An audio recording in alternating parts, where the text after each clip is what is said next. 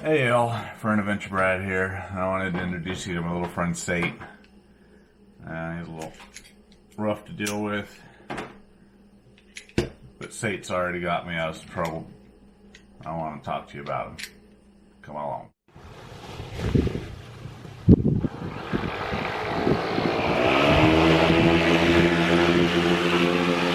She said I'm rusty.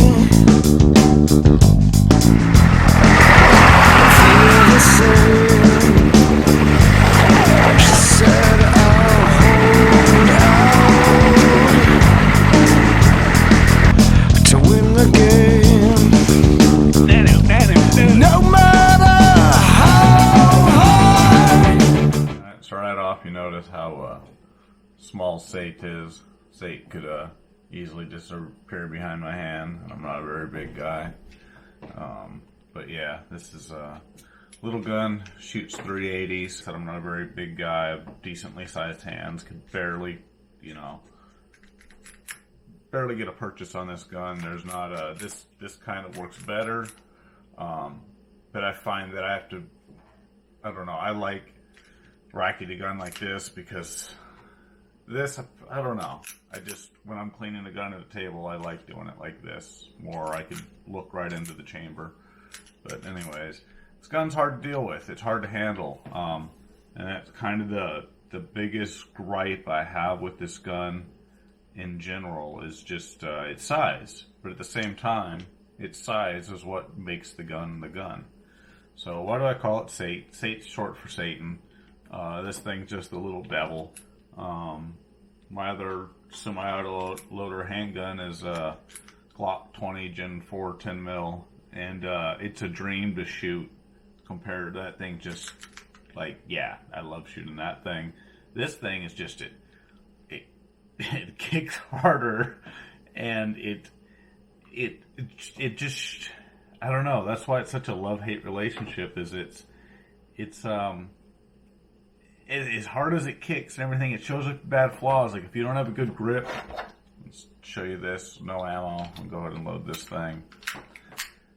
But like, even with, I'll show you guys like this, I could only get 2 fingers on this thing. Up here, that pinky's in the wind. If I had the base plate on here that replaces the little finger hold one, it'd be like this, and it'd be 1 finger, and I don't even understand how you could reliably shoot that. So anyways, I use that piece, goes on there, it's nice and clean, makes the grip a lot better. It's got a lot of that stippling. Seems to be all in the right places. I might want to add a little bit more in here where it rubs on the inside of that palm. I feel like that might help a little bit. But I don't know. I'm not enough of an expert, and I'd rather leave things alone unless I know exactly that I'm going to make an improvement. So this gun kind of has a reputation for malfunctions. Personally, I think a lot of the malfunctions is related not really necessarily to the mechanics of the gun, but more to the fit of the gun.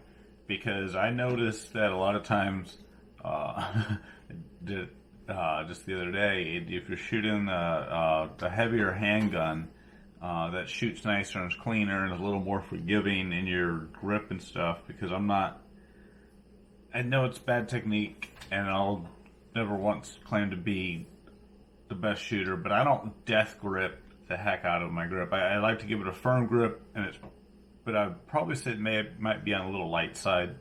But if you don't give it a proper firm grip when you're holding the gun will malfunction. A lot of times it's a stovepipe, and it's just such a strange feeling because with a normal gun, a stovepipe's no big deal, or it is a big deal, but at the same time, any sort of malfunction, I like to be able to clear rapidly just because I shoot for fun, I like plinking and that sort of thing, but I also shoot for protection.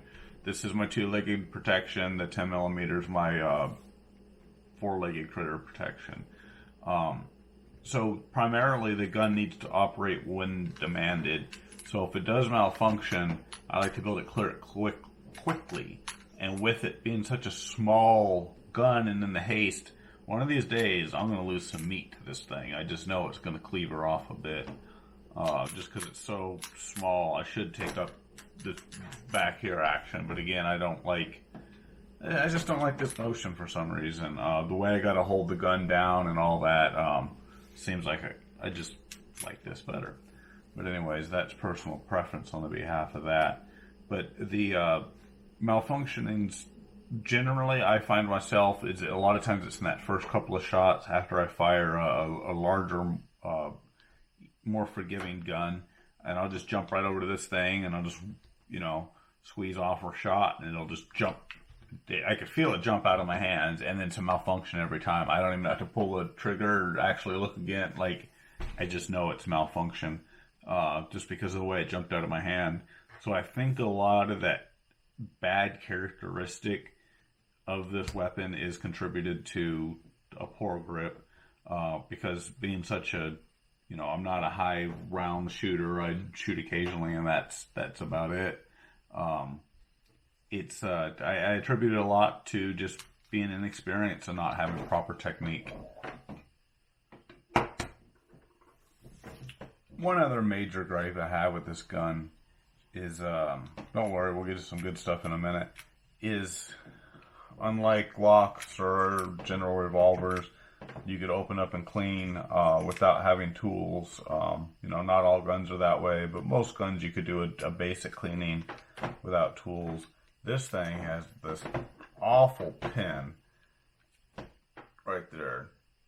And the thing that sucks about it is, one, you got to manipulate the small action, and two, you got to get your fingernail under there, and that's sure to roll it back, and it doesn't fit right in anything. And you can see it kind of gets scarred up because I've shoved a screwdriver in. Well, since I've made this guy, what this here is, it's a regular flathead screwdriver that I've taken a moment to sand the tip down, or first file, and then sand the tip down. And then I added a little bit of shrink tube, and I've left myself, 1/8 of an inch or so off the end to just fit down in that recess here. I'm sorry. I'm going to uplight the gun and show you guys on camera here. But yeah, you got to pull this back just a little bit. Get this under here. And then flex, and you flex the whole, because it's a polymer case, you end up flexing the whole case base away to get the pin out. And once you do that, you can pull the thing apart. And there you go. You got a nice little short barrel 380. Now, another thing that's kind of a pain about this, when you go to reassemble, you just have to check it. You got to make sure the springs are free, but it's always a pain to line the end of this pin up here down in the hole here. It just doesn't fall right into place. You got to kind of make sure the bolt's locked down in the slide. But you got to get it down at a very shallow angle, and then get it under. And you just don't want to drop it under. You want to push this thing forward, make sure it cycles, make sure there's no spring bind. And then back together. And it jumped out of my hand. It's got way more spring. That's another fault to this gun. It's like the trigger pull is like multiple times of what the gun itself weighs. And even like the slide right now is a lot heavier than what the gun weighs, so it just kind of jumped out of my hand there. Yeah, the whole nature of the thing being small makes it harder, rougher to work with, and it's a little bit differently. It's a little bit finicky. Now let's go on to some reasons why I like SATE. So the reason for owning SATE is SATE's a personal protection gun. Ruger lovingly provides it with this nice pocket carry holster, which I like. It's got a nice little bit of grippy here. It kind of would like to integrate some little clip or something here to attach it inside of my pockets, because I do vary between jackets. If I use it in one jacket, I might sew it in or do something along that sort. But in terms of general pocket, fits great in a lot of pockets, backpacks, a lot of things. They're able to reach right into it. With the stippling, this groove here makes it very natural. It's nice to find yourself right.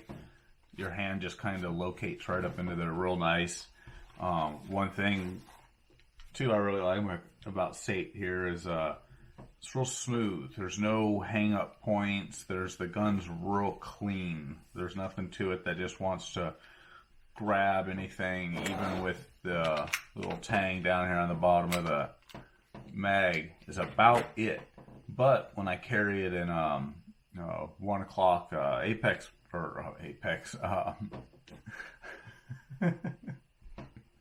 the appendix position, the way this comes across my belt here on this holster, it makes it real nice because you can see by the angle of my belt, it sits right in there. It just kind of hooks, and that way it keeps everything tucked away from or tucked inside of my body and that sort of thing, and it keeps it real clean, and I'm not printing.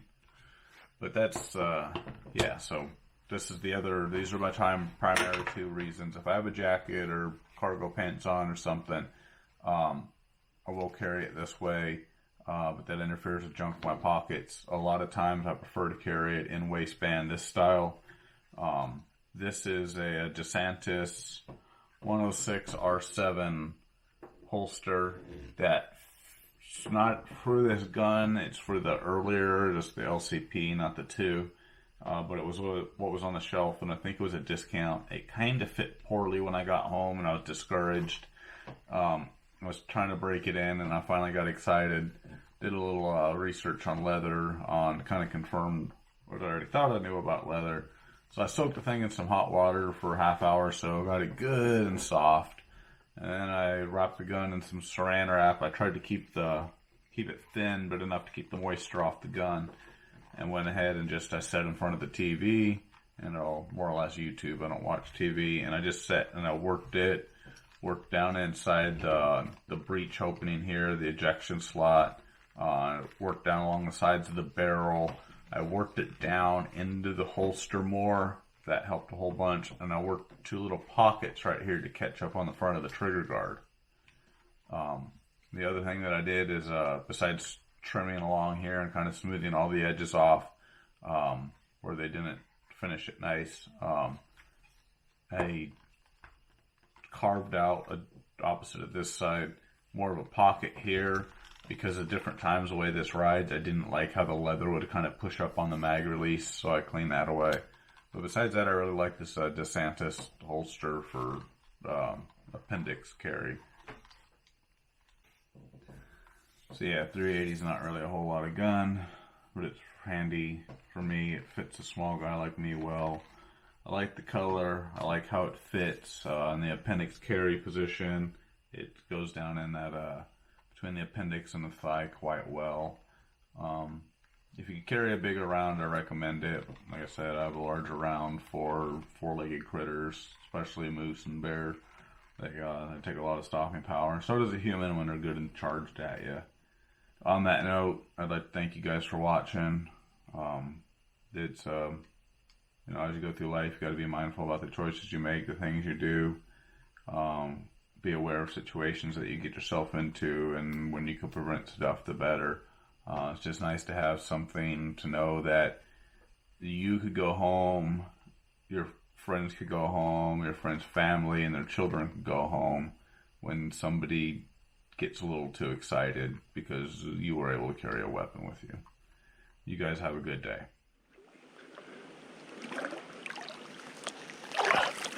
So yeah, if you guys want to see more of this cool stuff, like, comment, share, and subscribe, and let's do some more of this.